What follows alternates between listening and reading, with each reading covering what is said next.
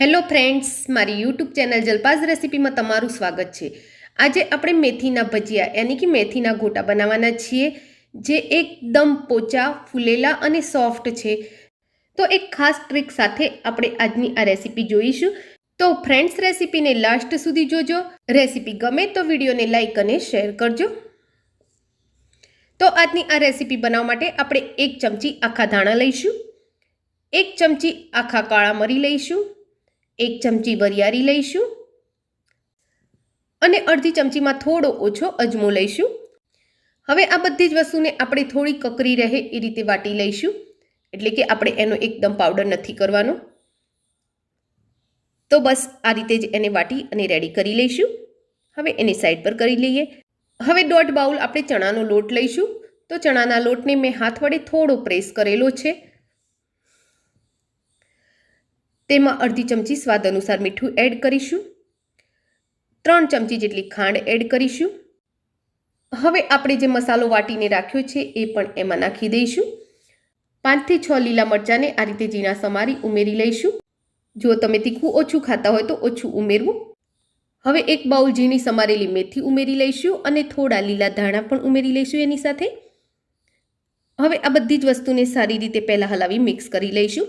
તો ફ્રેન્ડ્સ, રેસીપીને આગળ જોઈએ તે પહેલાં એક રિક્વેસ્ટ છે, તમે મારી ચેનલ પર નવા છો અને હજુ સુધી મારી ચેનલને સબસ્ક્રાઇબ નથી કરી તો કરી લો। બાજુમાં આપેલા બેલ આઇકનના નિશાનને ટચ કરી ઓલના નિશાન ઉપર ક્લિક કરો, જેથી કરીને તમને મારા નવા વિડીયોની નોટિફિકેશન મળતી રહેશે। તો હવે આમાં આપણે 3 થી 4 ચમચી જેટલી ઝીણી સોજી એડ કરીશું। તો તમે ઝીણી સોજીની જગ્યાએ ચણાનો કકરો લોટ પણ એડ કરી શકો છો। તો સોજી નાખવાથી ભજીયા ફૂલે છે સરસ।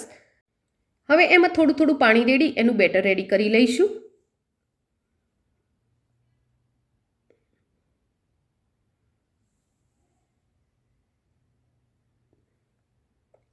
તો બસ આપણે હાલ એનું બેટર આવું જ રાખીશું અને 15 થી 20 મિનિટ માટે એને સેટ થવા સાઈડ પર કરી લઈશું।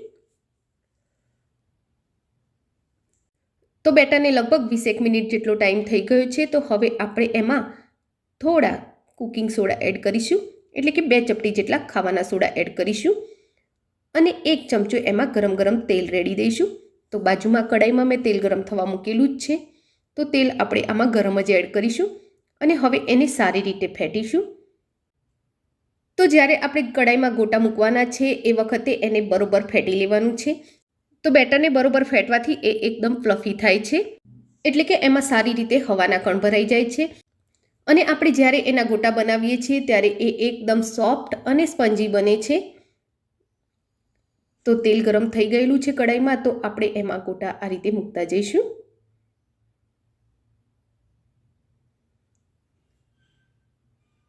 તો એક સાથે કડાઈમાં જેટલા ગોટા આવે એટલા આપણે મૂકી દઈશું।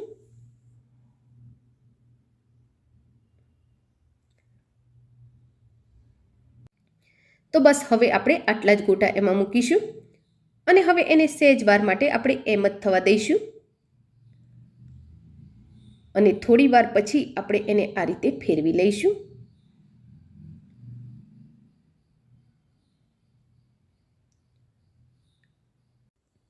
તો ગોટા સારા એવા ફૂલી રહ્યા છે, તો એ એની જાતે જ પલટાઈ જાય છે।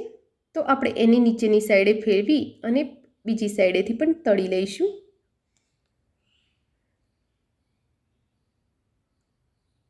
અને હવે એને આપણે આ રીતે હલાવતા રહી અને તળી લેવાના છે।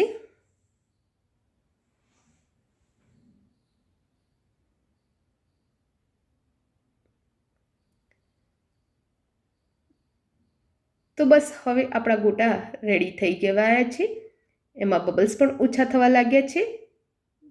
તો આપણે એને કાઢી લઈશું।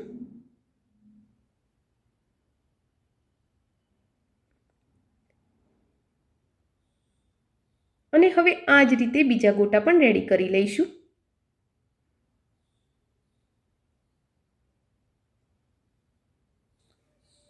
તો મેથીના આ ગોટા હવે એકદમ રેડી છે।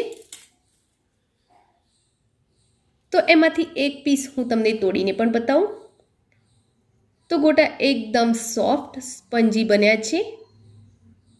તો આજની આ રેસીપી તમને કેવી લાગી એ કોમેન્ટ બોક્સમાં જરૂરથી લખજો. રેસીપી ગમી હોય તો વિડીયોને લાઈક અને શેર કરજો. Thank you for watching my video. જય શ્રી કૃષ્ણ.